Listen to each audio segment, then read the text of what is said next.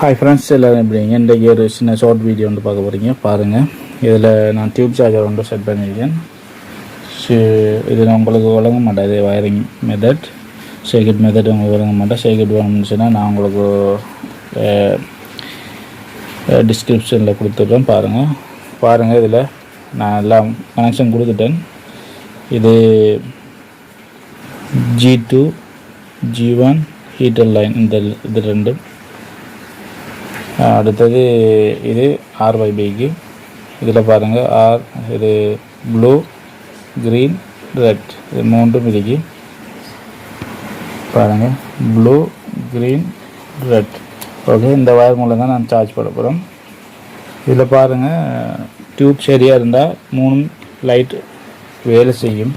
Tube charge பண்ணும்போது பாருங்கள், first blue கொடுக்குறேன். ப்ளூவை பாருங்கள், க்ளோ ஆகும். க்ளோ ஆகிட்டு இது சார்ஜ் ஆகிட்டு. ஸோ அடுத்ததை கொடுத்து பார்ப்போம். அடுத்ததை கொடுத்து க்ளோ ஆகணும். லைட் க்ளோ ஆகலைன்னு சொன்னால் இது டியூப் ப்ராப்ளம். பாருங்கள், ஹீட்டர் வேலை செய்யுது, இருந்தாலும் லைட் க்ளோ ஆகலை. நான் மினி டைம் ட்ரை பண்ணிட்டேன். அதால் நான் உங்களுக்கு டியூப் போனது எப்படி இருக்குங்கிறத உங்களுக்கு காட்டுறதுக்கு தான் நான் வீடியோ பண்ணுறேன். பாருங்கள், இதில் அனோட் வயரையும் டீகாசிங் யோக் கோயில் வயரையும் கழட்டி விடணும். ஸோ பாருங்கள், நான் எவ்வளோ நேரம் வச்சுருக்கேன், இன்னும் லைட் க்ளோ ஆகலை. அதே போன்று ரெட்டுக்கு நான் வைக்கேன். பாருங்கள், ரெட்டுக்கும் வச்சுட்டு சுவிட்ச் ஆன் பண்ணிட்டேன். இருந்தாலும் பாருங்கள், ஹீட்டர் லைன் இது